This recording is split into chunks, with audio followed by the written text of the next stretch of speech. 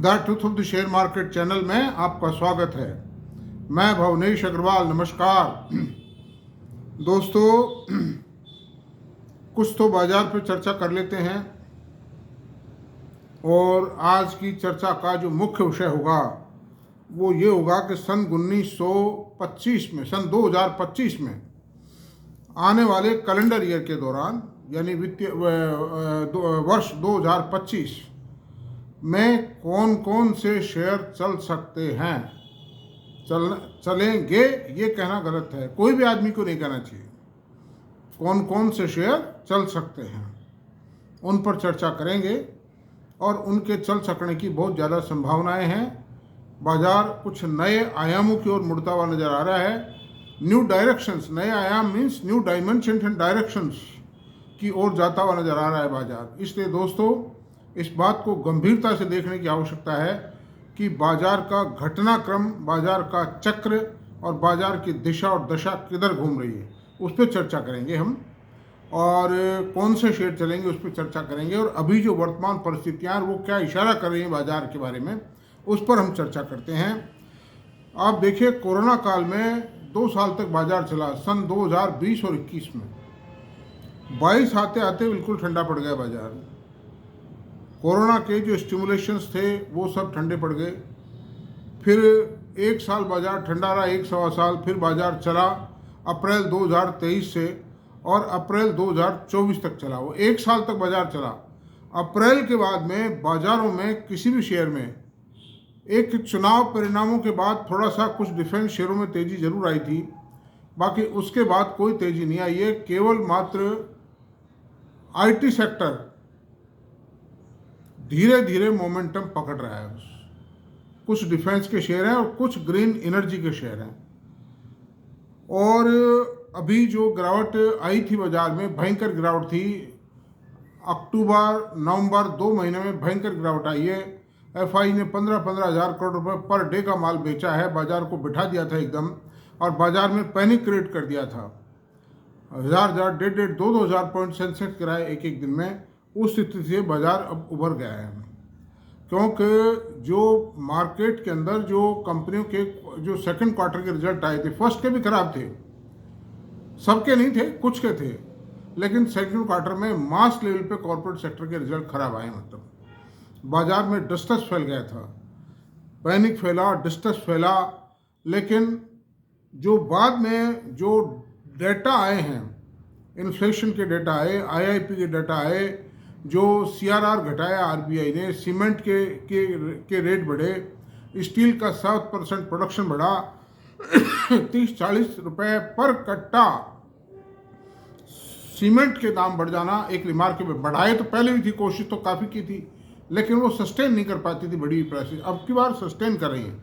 It shows कि जो infrastructure sector में, कोर सेक्टर में जो ठंडक आई थी, वो ठंडक वापस थोड़ा सा बहाल हो रही है, रेस्टोर हो रही है, मतलब गर्मी आ रही है वापस। और स्टील का 7 प्रोडक्शन बढ़ना, 7% production increase, it's remarkable thing. Demand घटी है। ऑटोमोबाइल की हालत ख़राब होती जा रही है। ज़्यादा ख़राब नहीं होगी इंडिया के अंदर, इतनी ख़राब नहीं होगी जितना कुछ लोग एक्सपेक्ट करते हैं। कुछ लोग तो एकाध तो टीवी पे एकाध महोदय ने तो आके बताया है कि वर्ल्ड वाइड जो टीवी मतलब जो ऑटोमोबाइल सेक्टर की हालत है वो बहुत ज़्यादा ख़राब है। इतनी ख़राब नहीं है, ख़राब है लेकिन इतनी नहीं है, और ना ही बहुत ज़्यादा ख़राब होगी। अब सवाल ये उठता है कि बाजार जितना ख़राब होना था वो हो चुका है, बाकी थर्ड क्वार्टर के परिणाम देखने पड़ेंगे भाई। लेकिन मैं समझता हूँ सेकंड क्वार्टर में जितना डिक्लाइन आया रिजल्ट्स में, उतना डिक्लाइन तो नहीं आएगा। थोड़ा बहुत रिकवर करेंगे, बहुत ज़्यादा रिकवर भी नहीं करेंगे। The moderate results will come in third quarter. और इन्फोसिस ने, टीसीएस ने, इन्होंने अपने रिजल्ट्स की डेट डिक्लेयर कर दी है। आईटी सेक्टर में मोमेंटम बना हुआ है, बना हुआ रहेगा। तो अब उस पर चर्चा करते हैं कि आने वाला वर्ष 2025 मेरे ख्याल तो शुभ फिगर है, लेकिन बहुत बड़ी उम्मीद मत लगाइए आप। सट्टेबाजी से दूर रहिए। एक तो intraday trading, F&O, future option, इन सब से दूर रहिए। मतलब अगर पैसा कमाना है medium to long term investment में जाइए और ऐसे शेयरों को तलाश कीजिए कि जिन शेयरों के अंदर लंबी चाल है, मतलब ग्रोथ पोटेंशियल बहुत ज़्यादा है, इकोनॉमी को बहुत ज़्यादा उन कंपनियों की आवश्यकता है आगे बढ़ने के लिए, चाहे इंफ्रास्ट्रक्चर सेक्टर हो, चाहे कोर सेक्टर हो, चाहे ग्रीन एनर्जी हो, चाहे इंफॉर्मेशन टेक्नोलॉजी हो, चाहे डिफेंस हो, उनमें बहुत ज़्यादा ग्रोथ पोटेंशियल हो। और मैं एक ही बात कहता हूँ, मेरे से कई लोग ये पूछते हैं, मैसेज आते हैं कई साहब इसमें बताइए, मैं कहता हूँ मैं एक ही बात कह चुका हूँ मोटे रूप में कि आप लोग सेकंड और थर्ड ग्रेड शेयरों में पैसा रखते ही क्यों? जिनके अंदर जबरदस्त ग्रोथ आ रही है उन शेयरों में रखिए पैसा। Why to keep your money near the question mark, I have told 100 times. 100 बार मैंने कहा है कि ऐसे शेयरों के पास आप पैसा रखते ही क्यों हो? क्या मजा आएगा ये बताइए? क्यों गेस्टेशन पीरियड हो? मतलब हाँ, ऐसे शेयर में तो रख लीजिए कि जिसमें 1 साल बाद 1.5 साल बाद में जबरदस्त रोबस्ट ग्रोथ आने वाली है। लेकिन जो मरे पड़े हैं, बिल्कुल डेड शेयर्स हैं, जिनमें ग्रोथ ना आ रही है ना आने की संभावना है, जैसे ये इंफ्रास्ट्रक्चर के शेयर हैं, रेलवे पीएसयू शेयर्स हैं, इनमें क्या होना है? जो आना था हो गया। जो growth momentum maximum high top level पे पहुंचना था वो पहुंच चुका है। Now no growth is being reported by these companies. Rail Vikas Nigam है, इरकॉन है और कई कंपनियां हैं। फिर जो ये जो है रेल कोचेज बढ़ाने वाली कंपनियां हैं 2 हैं, इनमें क्या है? कुछ भी नहीं। मैच ग्रोथ पर ग्रोथ आती ही थोड़ी चली जाएगी। रेलवे डिपार्टमेंट अगर इस साल 2 लाख, पिछले 3 साल से 1.25 लाख, 1.5 लाख, 2 लाख, 2.25 लाख के कोचेज के ऑर्डर दिए तो क्या बढ़ाता ही चला जाएगा क्या? कहीं तो सैचुरेट होगा, क्योंकि रेलवे डिपार्टमेंट को और सेगमेंट्स में भी खर्चा करना है। रेलवे को ट्रैक बिछाने हैं, रेलवे को रेलों का मॉडर्नाइजेशन करना है, रेलवे स्टेशंस का मॉडर्नाइजेशन करना है, उन पर लिफ्ट लगानी है, उन पर एलिवेटर्स लगाने हैं, उनकी फ्लोरिंग साफ करनी है, जो वेटिंग रूम्स है उनको क्लीन करना है, रेस्ट हाउसेज बनाने हैं, डबल ट्रैक डालने हैं, रेलवे सिक्योरिटी सिस्टम्स को अडॉप्ट करना है। इन हालात में बहुत बड़ा फर्क है। तो खाली कोचेज ही थोड़ी खरीदी जाएगा, इतने कोच हो जाएंगे, खड़े करने की जगह नहीं रहेगी रेलवे में। और रेलवे खरीदता है, ये जो प्लानिंग डिपार्टमेंट कहता है कि हमको इतना गुड्स ट्रांसपोर्ट करना पड़ेगा विद इन द कंट्री। तो जो ग्रोथ आती है, अगर ग्रोथ आ रही है ट्रांसपोर्टेशन ऑफ गुड्स के अंदर, क्वांटम बढ़ रहा है, बट नेचुरल है दे हैव टू परचेज दी। लेकिन जो बड़ी हुई क्वांटिटी, जो ऑलरेडी बड़ी हुई खरीद रहे हैं और जो खरीद रहे हैं, उसके बाद कितनी बढ़ाएंगे, कितनी % ग्रोथ आएगी, ये बताओ आप। देखो, there must be some gap, time gap तो देना पड़ेगा ना भाई। अब ये जो गैप है, ये जो ग्रोथ है, 2-3 साल बाद फिर आएगी, मतलब प्रोवाइडेड एक गुड क्वालिटी गवर्नमेंट कंटिन्यूस। तो अब चलते हैं, जो दूसरा इंपॉर्टेंट एस्पेक्ट है, हो सकता है आप शायद उसका वेट कर रहे हो कि ये कई तो कहते हैं राम कथा नहीं सुननी हमें, भाई मत सुनो, मेरा क्या लेते हो? मुझे कोई, मैं कब कहता हूँ कि सुनो तुम, जिसको जरूरत हो सुने, ना हो जरूरत तो मत सुने। I am giving a knowledge about the share market, I am sharing my experience, I am sharing my thorough studies. जो 24 घंटे में 18 घंटे में काम करता हूँ, उसका कुछ अंश तो मैं आपको शिफ्ट करना चाहता हूँ, मतलब कुछ का मेजर अंश शिफ्ट करना चाहता हूँ, उसमें से कुछ तो आप लोग सीख लो। That's all. अब चलते हैं, देखिए सेक्टर वाइज चलते हैं हम कि किस किस सेक्टर के, जो 3-4 सेक्टर हैं मेरी नज़र में तो जो चलेंगे। मैं बहुत कमज़ोर संभावना नहीं, जो प्रबल संभावनाएं जहाँ वहाँ जाऊँगा मैं उसमें। ये प्रोबेबिलिटीज ही हैं, श्योरिटी कोई नहीं है, कोई बीमा नहीं है इस बात का। तो बैंकिंग सेक्टर में कौन से शेयर चलेंगे? HDFC बैंक, ICICI बैंक और एक्सिस बैंक, ये 3 बैंकों के चलने की संभावना है। कौन से? HDFC बैंक, ICICI बैंक और एक्सिस बैंक। अच्छा, अब IT सेक्टर में चलिए। आप IT सेक्टर के शेयर बताता हूँ आपको, जिनके चलने की बहुत ज़्यादा प्रबल संभावना है। Tata consultancy services, Infosys, HCL techno, LTI Mindtree, tech Mahindra, LTTS यानी Larsen and Toubro technology, L&T technological services है ना, E-क्लार्क सर्विसेज, न्यूजेन टेक और साइंट। इनका चलना तो बहुत कुछ निश्चित है। मतलब शेयर बाजार में वैसे कोई चीज़ श्योर नहीं होती है कब हालात बदल जाएं, लेकिन अब जो हालात बदलेंगे नहीं, क्योंकि 2.5 साल, 3 साल से ये जो सेक्टर था ये पिटा हुआ था, और अब इसने मोमेंटम लेना शुरू किया है। And I think the momentum will continue and the speed of momentum will further increase just with the further reduction of interest rates. अच्छा, अब जिन आईटी के जिन शेयरों के अंदर थोड़ा सा हल्का सा क्वेश्चन मार्क है, इसका का मतलब ये नहीं है आप बेच डालें उन शेयरों को, ना, खरीदना नहीं है उनको, फर्दर इन्वेस्टमेंट बहुत सोच समझ के करें। केपीआईटी टेक्नो, टाटा टेक्नोलॉजी और टाटा टेक्नोलॉजी और टाटा एलेक्सी, ये क्या है इसमें सबसे बड़ी समस्या क्या है कि ये ऑटोमोबाइल से रिलेटेड कंपनियां हैं। ऑटोमोबाइल सेक्टर को कंप्यूटर एडेड डिज़ाइंस एसेसरीज की तैयार करके देती हैं। थोड़ा सा बहुत ज़्यादा कोई गिरावट नहीं आएगी, ऐसा नहीं होगा केपीआईटी 800 रुपये आ जाए, ऐसा कुछ नहीं होगा, बल्कि 1600-1700 भी हो सकता है। मेरा मतलब ये उतनी बढ़त नहीं आएगी जितनी मैंने ये 5-7 शेयर 8 शेयर बताए, मतलब बढ़त आएगी, लेकिन जो क्वांटम ऑफ ग्रोथ होगा इन शेयरों में वो थोड़ा उनकी तुलना में कम होगा, मॉडरेट होगा। तो ये ऑटोमोबाइल सेक्टर में थोड़ा सा ढिलाई है वर्ल्ड ओवर, इस वजह से इनके ऑर्डर्स थोड़ा सा कम हो सकते, क्वांटम ऑफ वर्क कम हो सकता है। तो ये बात रही। अब हम चलते हैं ग्रीन एनर्जी। बैंकिंग बता दिया, आईटी बता दिया, ग्रीन एनर्जी, वारी एनर्जीज, WARE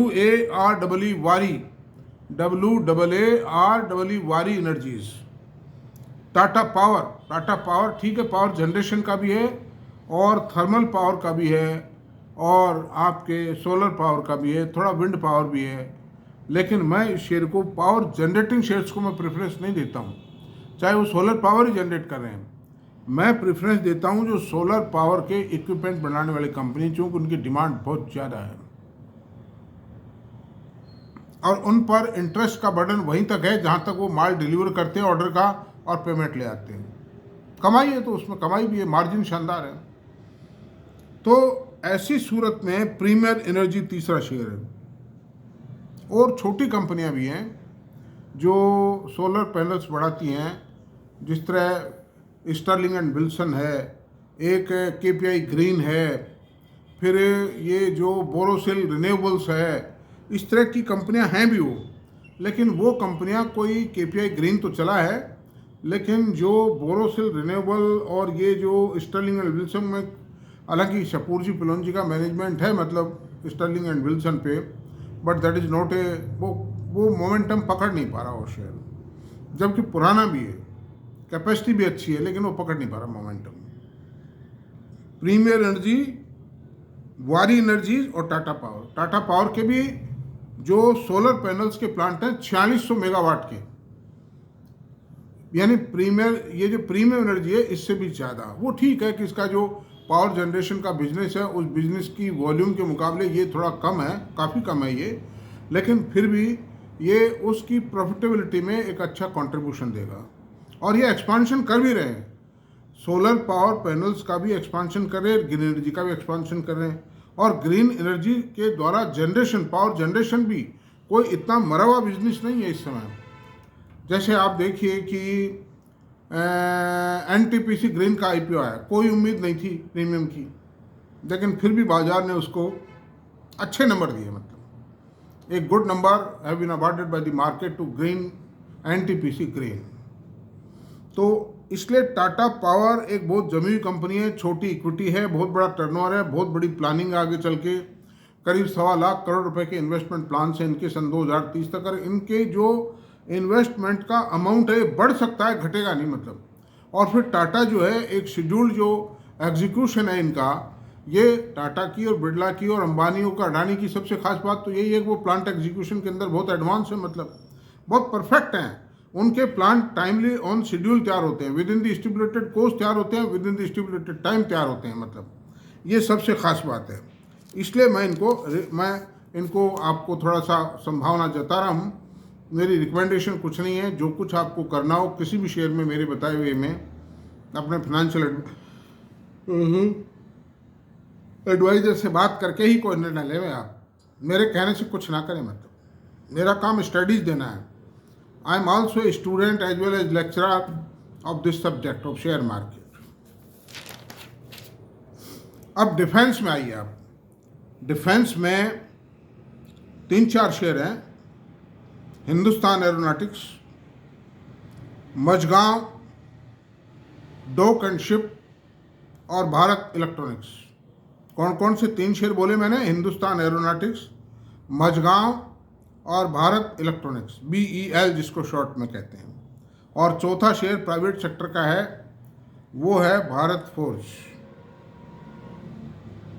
भारत फोर्ज का जो शेयर है वो बाबा कल्याणी की कंपनी है, जिस पर मैंने 2 बार वीडियो बना चुका हूँ अभी तक, और उसमें भी डिफेंस सेक्टर के अंदर बहुत ज़बरदस्त कदम रख रही है।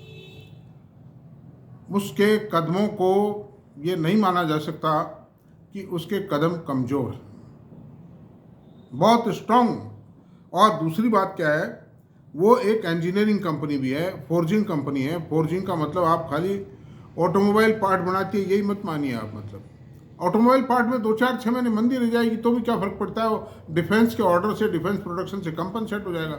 लेकिन आने वाला जो टाइम है वो बहुत ज़बरदस्त है भारत फोर्ज के लिए।